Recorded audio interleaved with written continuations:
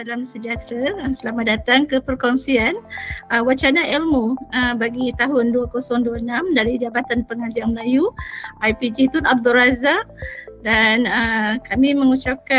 saya mengucapkan berbanyak-banyak terima kasih dan setinggi-tinggi penghargaan kepada tetamu kita pada hari ini, iaitu yang akan berkongsi wacana ilmu yang bertajuk Pensyarah Sejahtera Institusi Gemilang Mengurus Stres Memperkasa Profesionalisme kita, iaitu Puan Eva Goniu, Puan Eva Ana Goniu dari IPG Tun Abdul Razak dari Jabatan Pengajar Melayu.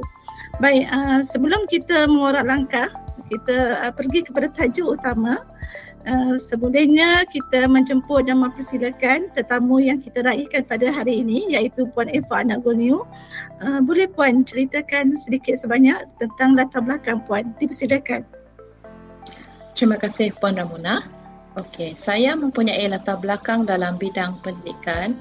Sebelum berada dalam peranan saya sebagai pensyarah, saya mempunyai pengalaman dalam pendidikan prasekolah dan juga mengajar murid perdana. Saya juga mempunyai asas dalam bidang psikologi dan perkembangan kanak-kanak yang banyak membantu saya memahami bahawa dalam proses pendidikan, kita bukan hanya berhadapan dengan aspek akademik, tetapi juga emosi, tingkah laku, perkembangan dan keperluan individu. Apabila saya melalui pengalaman sebagai pendidik dan kemudiannya berperanan sebagai pensyarah, perspektif saya terhadap pendidikan menjadi lebih luas. Kini saya bukan sahaja berinteraksi dengan pelajar, tetapi juga mendidik bakal-bakal guru. Jadi, pengalaman saya membawa saya melihat pendidikan daripada beberapa perspektif, daripada murid, guru, hinggalah kepada pensyarah yang mendidik generasi pendidik seterusnya. Sebab itu, apabila kita bercakap tentang kesejahteraan, saya melihatnya sebagai sesuatu yang sangat dekat dengan dunia pendidikan. Kita selalu bercakap tentang bagaimana guru dan pensyarah boleh membantu pelajar. Tetapi kita juga perlu bertanya, bagaimana pula kita menjaga individu yang mendidik mereka? Dan daripada situlah saya melihat kaitan antara pensyarah sejahtera, pengurusan stres dan profesionalisme. Baik, Puan Eva, sudah pastinya kita ketahui bahawasanya di era globalisasi dunia sekarang ini, kehidupan kita seharian begitu rencam dengan aktiviti dan juga tanggungjawab yang kita perlu galas setiap hari, ya. Dan bagi pendapat Puan Eva, jadi apakah yang Puan faham dengan istilah pensyarah sejahtera itu sendiri? Silakan. Pada saya, pensyarah sejahtera bukan bermaksud pensyarah yang tidak pernah mengalami stres. Itu sebenarnya hampir mustahil.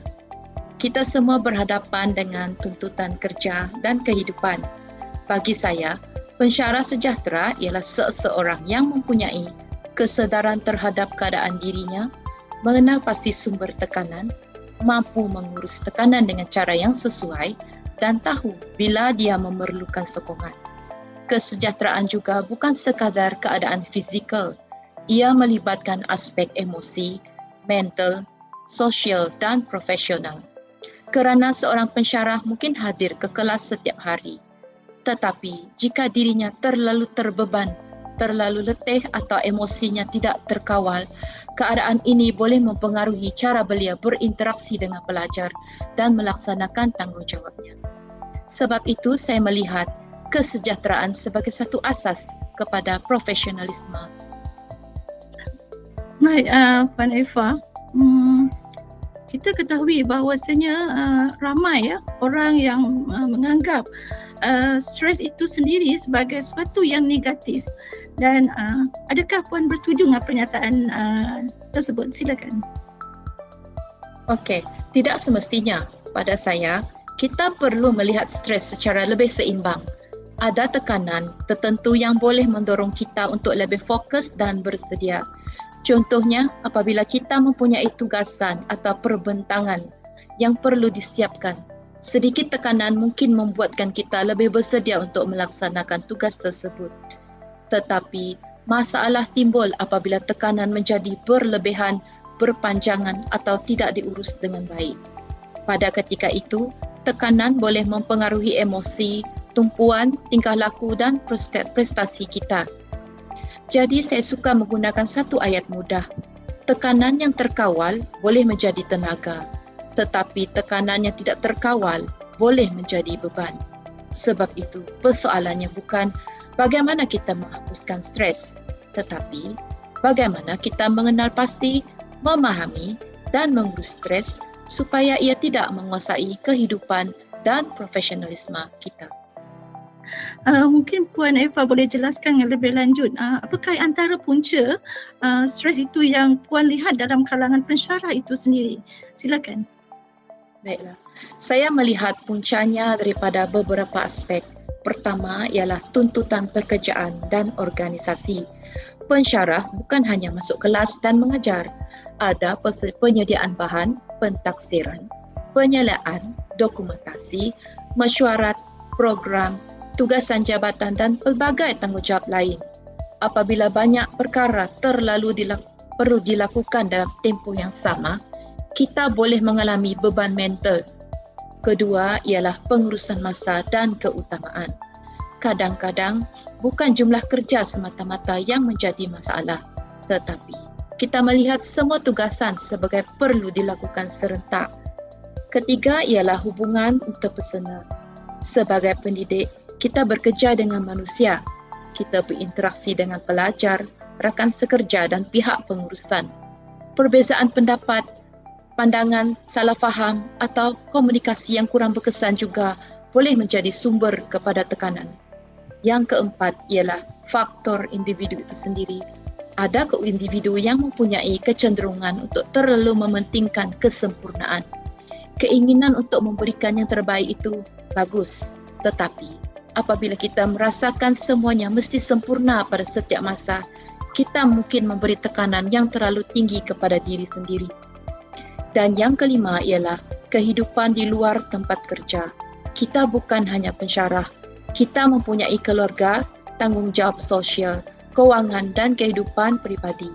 Jadi, tekanan boleh datang daripada gabungan beberapa aspek kehidupan. Ini juga selari dengan pandangan semasa WHO bahawa risiko psikososial di tempat kerja boleh datang daripada beban kerja, kawalan kerja, sokongan sosial, hubungan di tempat kerja, peranan yang tidak jelas dan konflik antara tuntutan kerja dengan kehidupan. Baik, Puan Eva, ya. Inilah yang dikenali sebagai pensyarah sejahtera dan institusi gemilang itu sendiri. Bagaimana kita pun sudah pasti bahawa kerjaya sebagai seorang pensyarah terutamanya di IPG, kita nak menguruskan stres itu dengan lebih teratur dan juga memperkasakan profesionalisme itu secara tak langsung, ya. Dan sudah pastinya bagaimana pula stres boleh mempengaruhi profesionalisme seseorang pensyarah itu. Silakan Puan. Terima kasih Puan Ramuna. Pada saya, hubungan itu sangat rapat. Kita boleh lihat daripada perkara yang paling asas. Bayangkan seorang pensyarah datang ke kelas dalam keadaan terlalu penat dan emosinya tidak stabil. Kandungan pengajarannya mungkin masih sama, tetapi cara penyampaiannya mungkin berbeza. Kesabaran kita ketika pelajar bertanya mungkin berkurang. Keupayaan mendengar mungkin terjejas. Komunikasi dengan rakan sekerja mungkin menjadi lebih mudah dipengaruhi emosi. Malah, proses membuat keputusan juga mungkin tidak sebaik ketika kita berada dalam keadaan tenang. Sebab itu, saya melihat profesionalisme bukan sekadar adakah saya melaksanakan tugas, tetapi bagaimanakah saya hadir sebagai seorang profesional ketika melaksanakan tugas tersebut. Adakah saya mampu mengawal emosi? Adakah saya mampu berkomunikasi dengan baik? Adakah saya mampu memberikan perhatian kepada pelajar? Adakah saya mampu membuat keputusan secara rasional? Jadi, apabila kita mengurus kesejahteraan diri, kita sebenarnya sedang memperkukuhkan profesionalisme kita. Itulah. Okey, baik. Ya, terima kasih Puan Eva. Dan untuk makluman ya semua ya yang pendengar, Puan mempunyai latar belakang pendidikan prasekolah dan psikologi kanak-kanak. Jadi bagaimana pengalaman tersebut itu membantu Puan melihat isu stres itu sendiri? Silakan. Ya, latar belakang saya memang lebih kepada pendidikan dan perkembangan kanak-kanak. Saya tidak melihat diri saya sebagai pakar psikologi klinikal. Tetapi, apa yang saya pelajari daripada psikologi perkembangan ialah tingkah laku manusia sangat berkait dengan keadaan emosi, keperluan dan persekitaran seseorang. Apabila saya beralih daripada mengajar kanak-kanak kepada mendidik bakal guru di IPG, saya melihat bahawa prinsip kesedaran terhadap emosi dan tingkah laku itu masih relevan. Cuma konteksnya berbeza. Dahulu, kita mendidik kanak-kanak mengenali dan mengurus emosi. Sebagai pendidik pula, kita perlu belajar mengenali dan mengurus emosi serta tekanan diri sendiri. Dan bagi saya, itu sangat berkait dengan profesionalisme. Kalau kita tidak sedar tentang keadaan diri kita, tekanan yang kita alami mungkin secara tidak sedar mempengaruhi cara kita berkomunikasi dan berinteraksi dengan orang lain. Jadi saya melihat isu ini daripada perspektif seorang pendidik, bukan daripada perspektif rawatan klinikal. Baik, kalau begitu ya Puan, bagaimana Puan sendiri mengurus stres itu? Silakan. Saya melihat pengurusan stres sebagai satu proses. Pertama, saya perlu kenal pasti puncanya. Saya akan bertanya kepada diri, apakah sebenarnya yang menyebabkan saya tertekan? Adakah terlalu banyak tugasan? Adakah masalah pengurusan masa? Adakah komunikasi? Atau mungkin saya sendiri meletakkan terlalu banyak tekanan kepada diri? Kedua, saya cuba membezakan antara apa yang boleh saya kawal dan apa yang saya tidak boleh kawal. Ini sangat membantu saya. Kita kadang-kadang menggunakan banyak tenaga memikirkan perkara yang sebenarnya berada di luar kawalan kita. Jadi, saya fokus kepada tindakan yang boleh saya lakukan. Ketiga ialah keutamaan. Saya tidak melihat semua tugasan sebagai sama penting dan sama mendesak. Saya akan tentukan apa yang perlu dilakukan sekarang, apa yang boleh dibuat kemudian, apa yang boleh dibahagikan kepada beberapa langkah. Dan apabila kita pecahkan tugasan besar kepada tugasan kecil, tekanan itu biasanya terasa lebih terkawal. Dan yang keempat ialah memberikan ruang kepada diri untuk berehat. Saya percaya, berehat bukan bermaksud tidak produktif. Berehat ialah sebahagian daripada pengurusan tenaga. Kita tidak boleh memberikan yang terbaik kepada orang lain jika kita sendiri sudah terlalu kehabisan tenaga. Baik, Puan Eva Goniu ya, sudah pastinya setiap individu kita tak terlepas daripada menghadapi tekanan dalam kehidupan kita seharian. Namun bagaimana cara kita menangani dan bagaimana kaedah yang kita jalani itu terpulang pada individu masing-masing supaya kita tidak dikawal oleh emosi tapi kita sendiri yang mengawal emosi itu. Jadi pendapat Puan Eva Goniu, adakah pengurusan stres itu sendiri, adakah pengurusan masa itu saja sudah mencukupi untuk kita menangani stres itu? Silakan. Okey, bagi saya tidak, sebab itu saya lebih suka menggunakan istilah pengurusan keutamaan. Masa kita semua sama 24 jam, tetapi tuntutan dan keadaan setiap orang berbeza. Jadi, selain mengurus masa, kita perlu mengurus tenaga, emosi, keutamaan dan batas diri. Kita juga perlu sedar bahawa tidak semua stres boleh diselesaikan melalui pengurusan diri. Ada keadaan yang berpunca daripada sistem atau organisasi. Contohnya, beban kerja yang terlalu tinggi atau kurang dorongan. Jadi, penyelesaian perlu berlaku pada dua peringkat iaitu individu dan organisasi. Ini penting kerana JKKP Malaysia sendiri menyediakan Prisma 2024 sebagai panduan untuk mengenal pasti dan mengurus risiko psikososial di tempat kerja. Oleh yang demikian ya Puan Eva Goniu, Jadi adakah pengurusan stres itu tanggungjawabnya adalah terletak kepada individu itu saja? Silakan. Tidak, saya sangat percaya bahawa kesejahteraan pensyarah ialah tanggungjawab bersama. Individu mempunyai tanggungjawab untuk mengenali diri, menjaga kesihatan, mengurus masa dan mendapatkan sokongan apabila diperlukan. Tetapi organisasi juga mempunyai peranan. Contohnya melalui komunikasi yang jelas, sokongan rakan sekerja dan pengurusan, pembahagian kerja yang munasabah, saluran untuk menyuarakan kebimbangan, budaya kerja yang saling menghormati dan peluang mendapatkan bantuan yang sesuai. WHO juga menekankan bahawa menangani risiko kesihatan mental di tempat kerja bukan hanya dengan mengajar individu supaya lebih tahan terhadap stres. Organisasi juga perlu menilai dan mengubah keadaan kerja yang menjadi punca risiko. Jadi bagi saya, pensyarah perlu belajar mengurus diri dan institusi pula perlu membina persekitaran yang membantu pensyarah mengurus diri dengan baik. Baik, bagaimana pula pendapat Puan Eva Gonyo, kesejahteraan pensyarah yang akan memberi impak ataupun kesan kepada pelajar kita sendiri? Silakan. Sangat besar sebenarnya. Pensyarah ialah antara individu yang berinteraksi secara langsung dengan pelajar. Cara kita bercakap, mendengar, memberi maklum balas dan menangani masalah boleh mempengaruhi pengalaman pembelajaran mereka. Pensyarah yang lebih sedar terhadap emosinya lebih berpeluang untuk mengawal respons ketika berhadapan dengan situasi mencabar. Dan ini penting kerana pelajar bukan hanya belajar daripada apa yang kita ajarkan. Mereka juga belajar, ingatnya, daripada cara kita berkomunikasi, cara kita menyelesaikan masalah dan cara kita mengurus tekanan. Jadi, saya melihat satu rantaian di sini di mana pensyarah sejahtera akan menjadikan pengajaran lebih berkualiti dan interaksi lebih positif, akan memberikan pengalaman pembelajaran lebih baik dan mewujudkan institusi lebih gemilang.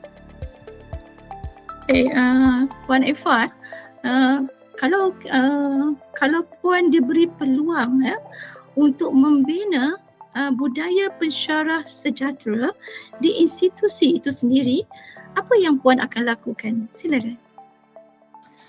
Baiklah, saya akan fokus kepada 3 perkara sahaja, iaitu yang pertama, kesedaran. Kita perlu membudayakan perbincangan tentang stres dan kesejahteraan secara terbuka dan profesional. Bukan hanya apabila seseorang sudah berada dalam keadaan kritikal. Yang kedua, sokongan. Kita perlu mewujudkan budaya di mana pensyarah tidak perlu berasa mereka perlu menghadapi semua cabaran seorang diri. Kadang-kadang satu soalan mudah seperti, "Awak okey?" sudah boleh membuka ruang untuk seseorang berkongsi apa yang sedang dihadapinya. Dan yang ketiga ialah keseimbangan. Produktiviti tidak bermaksud kita bekerja tanpa henti. Produktiviti yang mampan memerlukan fokus, tenaga, rehat dan sokongan. Saya setuju dengan apa yang telah Puan Eva utarakan tadi, ulaskan tadi, bahawasanya sudah semestinya sebagai seorang pensyarah yang kita mempunyai tugas bebanan yang begitu rencam saban hari. Cara inilah yang kita nak bahawa setiap pensyarah tersebut di mana saja mereka berada, mereka dapat mengawal stres itu sendiri. Kerana dari segi kawalan yang begitu jitu, sudah semestinya akan dapat memberi impak khususnya kepada kemejadian pelajar di IPG itu sendiri. Okey, baik, Puan Eva, Puan bukan pakar psikologi kalau saya dimaklumkan. Mengapa Puan membawa tajuk ini? Silakan. Okey, saya rasa itu satu soalan yang sangat baik, Puan Ramona. Memang benar, saya bukan pakar psikologi klinikal dan saya tidak membawa tajuk ini daripada sudut diagnosis atau rawatan. Saya membawanya daripada perspektif seorang pendidik dan pensyarah. Saya mempunyai pengalaman mengajar murid prasekolah dan murid perdana, mempunyai asas dalam psikologi perkembangan kanak-kanak dan kini saya mendidik bakal guru sebagai bakal guru. Jadi, saya melihat isu stres daripada perspektif pengalaman pendidikan, pengurusan diri dan profesionalisme. Bagi saya, kita tidak perlu menjadi pakar klinikal untuk menyedari bahawa seorang pendidik juga manusia ya, yang mempunyai emosi, tekanan, tanggungjawab dan batas tenaga. Yang penting ialah kita tahu batas kepakaran kita sendiri. Jadi jika seseorang mengalami keadaan yang memerlukan penilaian atau rawatan profesional, kita perlu merujuk mereka kepada pihak yang mempunyai kepakaran tersebut. Tetapi dalam konteks kita sebagai pendidik, kita boleh memainkan peranan dalam kesedaran awal, pengurusan diri, sokongan dan pembudayaan kerja yang sihat. Itulah ruang yang saya bawa. Baik, Puan Eva, ya, apakah pesanan ya Puan kepada para pensyarah yang bertugas kariernya di seluruh IPG di Malaysia ini yang sedang mengalami tekanan, sama ada tekanan tersebut sikit sebanyak akan dapat memberi ruang ataupun memberi kesedaran kepada mereka untuk meneruskan lagi kerjaya mereka sebagai seorang pensyarah. Silakan. Pesanan saya ialah jangan tunggu sehingga kita terlalu penat baru kita mula menjaga diri. Kita perlu mengenali tanda-tanda diri kita sendiri dahulu. Kita juga jangan menganggap meminta bantuan sebagai kelemahan. Kadang-kadang kita hanya perlukan seseorang untuk mendengar. Kadang-kadang kita perlukan bantuan rakan sekerja. Dan dalam keadaan tertentu, kita perlu mendapatkan bantuan daripada pihak yang sesuai dan profesional. Kita sering sibuk memberikan yang terbaik kepada pelajar dan institusi. Tetapi kita juga perlu bertanya, apa yang saya lakukan untuk menjaga diri saya sendiri? Kerana diri kita ialah salah satu instrumen penting dalam pendidikan. Baik, Puan Eva, terima kasih ya. Sebagai penutup untuk akhir kalam ya, apakah mesej utama yang Puan dapat berikan berkenaan dengan mengurus stres, memperkasa profesionalisme? Silakan Puan. Pada saya, kita tidak mungkin dapat menghapuskan semua tekanan dalam kehidupan seorang pensyarah. Akan sentiasa ada tugasan, akan sentiasa ada perubahan, akan sentiasa ada cabaran. Tetapi kita boleh belajar bagaimana untuk bertindak balas terhadap tekanan tersebut. Mengurus stres bukan bermaksud kita melarikan diri daripada tanggungjawab. Sebaliknya, kita mengurus diri supaya kita mampu melaksanakan tanggungjawab dengan lebih baik. Apabila kita menjaga kesejahteraan diri, kita lebih mampu mengawal emosi. Apabila emosi lebih terkawal, kita membuat keputusan dengan lebih baik. Apabila keputusan lebih baik, profesionalisme dapat diperkukuh. Dan apabila profesionalisme diperkukuh, kita dapat memberikan pengalaman pembelajaran yang lebih baik kepada pelajar-pelajar kita.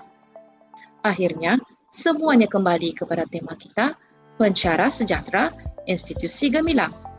Saya ingin meninggalkan dua perkara, iaitu yang pertama, kita tidak perlu menjadi pensyarah yang sempurna. Kita perlu menjadi pensyarah yang sedar, seimbang, profesional dan sentiasa berusaha menjadi lebih baik. Dan kedua, apabila kita menjaga kesejahteraan pendidik, kita sebenarnya sedang menjaga kualiti pendidikan.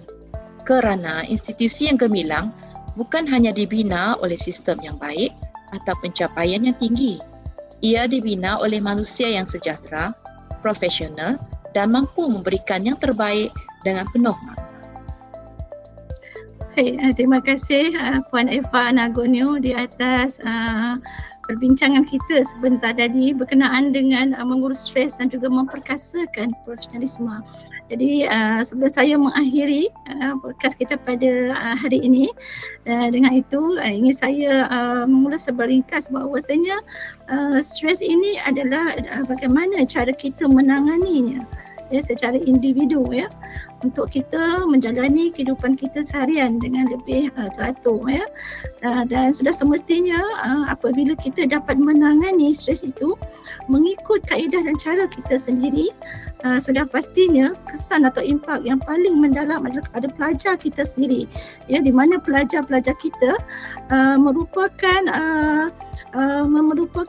peranan yang perlu kita galas setiap hari, ya, kerana pelajar inilah merupakan impak terutama ke arah kejadian mereka di era digital sekarang ini yang lebih rencam kepada globalisasi yang begitu memberi tekanan kepada tugas buat mereka sebagai seorang pelajar. Dengan demikian, sebelum saya akhiri perbincangan kita pada hari ini, saya mengucapkan setinggi-tinggi terima kasih kepada Puan Eva Anagonio, begitu jelas dan ringkas dan juga padat, ya, apa yang telah disampaikan oleh Puan Eva Anagonio sebentar tadi. Semoga segala ilmu yang telah dikongsikan bersama kita pada hari ini akan dapat memberi lebih manfaat, ya, kepada semua kaki tangan awam, khususnya kepada para pensyarah yang bertugas dengan begitu jitu dan semangat di IPG, ya. Dengan itu saya mengucapkan, saya Puan Ramunah binti Muharram, iaitu moderator pada hari ini dari Jabatan Pengajar Melayu.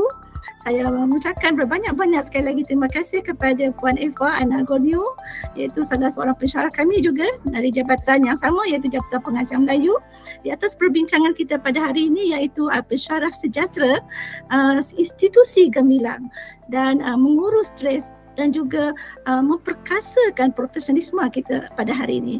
Dengan itu saya akhiri kalam, wabillahi taufiq wa hidayah. Assalamualaikum warahmatullahi taala wabarakatuh. Terima kasih. Terima kasih. Sama-sama Pak Eva.